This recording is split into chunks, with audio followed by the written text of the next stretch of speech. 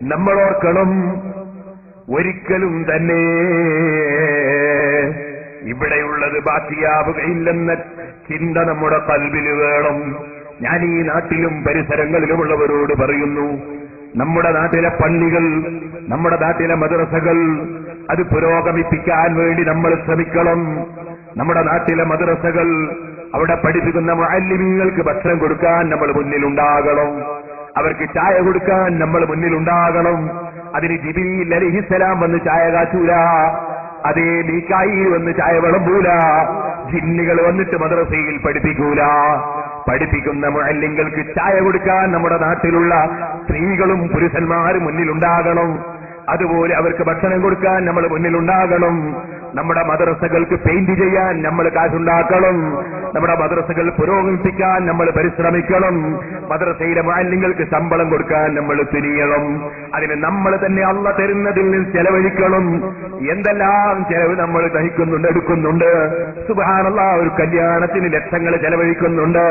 പക്ഷെ ആ ലക്ഷങ്ങൾ ചെലവഴിക്കുന്ന സമയത്ത് ഒരു പള്ളിയിലെ ഒരു മുസ്ലിയാർക്ക് ഒരു 500 രൂപ, അല്ലെങ്കിൽ 1000 രൂപ, അല്ലെങ്കിൽ നേരത്തെ കൊടുത്തുകൊണ്ടിരിക്കുന്ന 1000 രൂപ 1100 ആക്കണമെന്ന് പള്ളിയുടെ പ്രസിഡന്റ് എന്ന് പറഞ്ഞാൽ സുബ്ഹാനല്ലാഹ്, വാളെടുക്കാൻ എത്ര ആളാണ്, ചോദ്യം ചെയ്യാൻ എത്ര ജനങ്ങളാണ്. നമ്മളെ ഇവിടെയൊന്നും അത്തരക്കാരുണ്ടെന്നല്ല ഞാൻ പറയുന്നത്. ഞാൻ എല്ലാ സ്ഥലത്തും പറയുന്നത് എന്റെ നാട്ടിലും പറയണമല്ലോ. അതുകൊണ്ട് ഇവിടെയും പറയുകയാണ്. ഇവിടെയും അത്തരക്കാരുണ്ടെങ്കിൽ അവർക്ക് ബാധകമാണ്, പുറത്തുണ്ടെങ്കിൽ അവർക്കും ബാധകമാണ്. ഞാൻ പറയട്ടെ, ഒരു മദ്രസയിലെ മുഅല്ലിമിന് ഞാൻ ചോദിക്കട്ടെ, അവരുടെ ജീവിതം അവരെങ്ങനെ നയിക്കും? നമുക്ക് 10,000 രൂപ ശമ്പളം കിട്ടുന്ന ഒരാള്, 15,000 രൂപ ശമ്പളം കിട്ടുന്നവര്, സഹോദരന്മാരെ, സഹോദരിമാരെ, നമ്മൾ 15,000, 20,000, 10,000 ഒക്കെ ശമ്പളം കിട്ടുന്ന ഉദ്യോഗസ്ഥന്മാർ, അവർക്കത് മതിയാകാഞ്ഞിട്ട് പിന്നെയും കടം വാങ്ങുകയാണ്. നമ്മളെ നാട്ടിൽ വിദേശത്ത് പോയ ആളുകൾ 800, 1000 ദിർഹം ശമ്പളം കിട്ടുമ്പോ 1500, 2000 കിട്ടുമ്പോ അതുകൊണ്ട് അവരുടെ വീട് നിർമ്മിക്കാൻ കഴിയാതെ ബുദ്ധിമുട്ടുകയാണ്. അവരുടെ മകളെ വിവാഹത്തിന് നടക്കാതെ വിഷമിക്കുകയാണ്. എങ്കിൽ ചോദിക്കട്ടെ, നമ്മളെ മദ്രസയിലെ മുഅല്ലിങ്ങൾക്ക്, നമ്മളെ പള്ളിയിലെ ഉസ്താദുമാർക്ക് നമ്മൾ കൊടുക്കുന്ന ശമ്പളം എത്രയാണ്? നമ്മൾ പറയും ഞങ്ങളൊക്കെ വലിയ ശമ്പളം കൊടുക്കുന്നവരാണ്. എത്രയാണ് നിങ്ങൾ കൊടുക്കുന്നത്? ഞങ്ങൾ 4000 രൂപ കൊടുക്കുന്നുണ്ട് ഉസ്താദേ.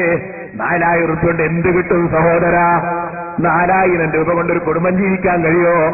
നമ്മളെ മക്കൾ തിന്നും പോലെ മുഅല്ലിമീങ്ങളെ മക്കളും തിന്നണ്ടേ? നമ്മളെ മക്കൾ കഴിക്കും പോലെ പള്ളിയിലെ ഉസ്താദിന്റെ മക്കൾക്കും ജീവിക്കണ്ടേ? അദ്ദേഹത്തിന്റെ ഭാര്യയ്ക്കും ജീവിക്കണ്ടേ? അദ്ദേഹത്തിനും ജീവിക്കണ്ടേ? നമ്മളെ മുസ്ലിം സമുദായം ഇന്ന് വരെ ഇക്കാര്യം ഒരു സ്ഥലത്തും ചിന്തിച്ചില്ലല്ലോ. ഇവിടെ നമ്മളെ നാട്ടിൽ മാത്രമല്ല ഞാൻ പറയുന്നത്, ഒരു സ്ഥലത്തും ചിന്തിച്ചില്ലല്ലോ. സുബ്ഹാനല്ലാഹ്, ഞാൻ പറയട്ടെ, 4000 രൂപ കൊണ്ട് ഇന്ന് ജീവിക്കാൻ കഴിയൂ. എന്നാൽ ഇത് 4000 ഞാൻ പറഞ്ഞതാണ്.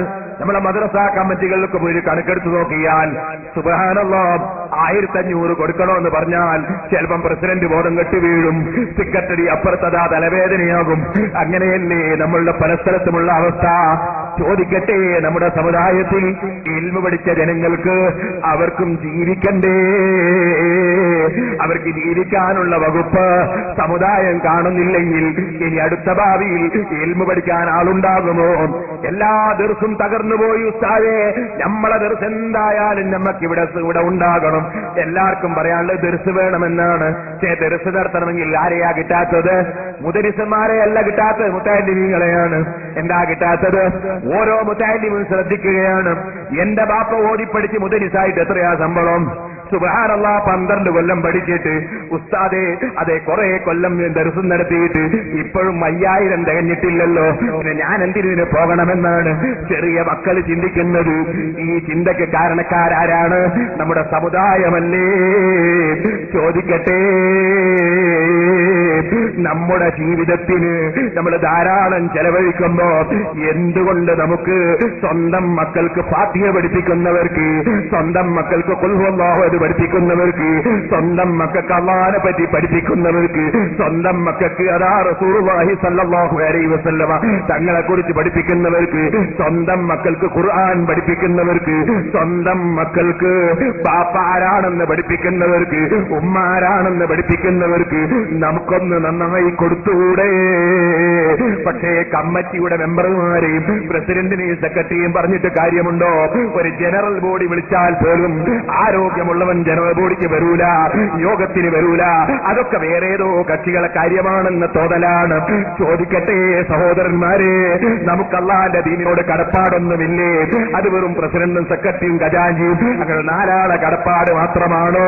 ചോദിക്കട്ടെ, ബദരീങ്ങളുടെ പേരിൽ പരിശുദ്ധ റമദാനിന്റെ 17-ാം ദിവസം നന്നായി അവിടുവെച്ചതും അതുപോലെ ചായയും തിന്നുകയും കുടിക്കുകയും ചെയ്യലാണോ നമ്മുടെ സേവനം? അവർ അല്ലാഹുവിന്റെ ദീനിന് വേണ്ടി ശരീരം കൊടുത്തില്ലേ? അവര് പണം കൊടുത്തില്ലേ? അവരെ സമയം ചെലവഴിച്ചില്ലേ? അവർ അല്ലാഹുവിന്റെ ദീനിന് വേണ്ടി അവരെ ശരീരം ബലിയർപ്പിച്ചില്ലേ? അതിന്റെ പേരിൽ ഭക്ഷണം കഴിക്കലാണോ നമ്മുടെ ഡ്യൂട്ടി? അവരുടെ പേരിൽ ഭക്ഷണം കൊടുക്കുന്നത് പുണ്യകർമ്മം തന്നെ, അതിനെതിരല്ല ഞാൻ പറയുന്നത്. പക്ഷേ അത് തിന്നല് മാത്രമാണോ നമ്മുടെ ഡ്യൂട്ടി? നമുക്ക് അല്ലാഹുവിനോട് കടപ്പാടില്ലേ? അല്ലാഹുവിന്റെ ദീനിനെ കുറിച്ച് കടപ്പാടില്ലേ? ആ ദീനിന്റെ പ്രവർത്തനത്തിൽ എല്ലാവരും ഒറ്റക്കെട്ടാകേണ്ടതില്ലേ? അതിനുവേണ്ടി എല്ലാവരും സഹകരിക്കേണ്ടതില്ലേ? എന്തിന് പരസ്പരം ഭിന്നിച്ചു നടക്കണം? എന്തിന് പരസ്പരം കുറ്റം പറയണം? എന്തിനങ്ങോട്ടും ഇങ്ങോട്ടും ഗീബത്ത് പറയണം? ഐക്യത്തോട് അല്ലാഹുവിന്റെ ദീനിനു വേണ്ടി എല്ലാവരും പരസ്പരം സഹകരിച്ച് നല്ല മനുഷ്യരായി ജീവിച്ച് നല്ല മനുഷ്യരായി ഒന്ന് മരിച്ചുകൂടെ? നമ്മൾ ചെലവഴിക്കുന്നതൊക്കെ ആഖിറത്തിൽ നമ്മളെ അക്കൗണ്ടിലുള്ളതാണ്. നമ്മൾ സമ്പാദിച്ചു വെച്ച് നമ്മളതല്ല. കാണുന്നില്ലേ, നമ്മൾ വലിയ വലിയ മുതലാളിമാർ മുമ്പ് കാലത്ത് സമ്പാദിച്ചു വെച്ചില്ലേ? ആ സമ്പാദിച്ചു വെച്ചതൊക്കെ പലപ്പോഴും മക്കൾ തന്നെ കള്ളു കുടിച്ചു തീർത്തില്ലേ? ചീട്ട് കളിച്ചു തീർത്തില്ലേ? അവസാനം ഒന്നുമില്ലാതെയാകുന്നത് നമ്മൾ കാണുന്നില്ലേ? നേരത്തെ വലിയ മുതലാളിമാരായിരുന്ന ആളുകളുടെ അതാ ജോലിക്കാർ അവരുടെ മക്കളോട് ബാപ്പ സമ്പാദിച്ചതൊക്കെ തിരിച്ചു വാങ്ങിയില്ലേ? പല സ്ഥലത്തും കാണുന്നില്ലേ? അതുകൊണ്ട് തന്നെ സഹോദരന്മാരെ, നമ്മൾ ദുനിയാവിനോട് അമിതമായ കെട്ടുപാടുണ്ടാക്കുന്നതിന് പകരം മഹാനായ അബൂ ദർ ഗിഫാരി റളിയല്ലാഹു അൻഹുവിന്റെ ഉപദേശം, 10 കോടി കയ്യിലുണ്ടോ 5 കോടി നിന്റെ ആഖിറത്തിന് ചെലവഴിക്കൂ. അത് അബൂ ദർ ഗിഫാരി നിങ്ങളുടെ ഉപദേശമാണെങ്കിൽ പോകട്ടെ, ഞാനതിൽ നിന്ന് താഴോട്ട് വരുന്നു. 10 കോടി കയ്യിലുണ്ടോ?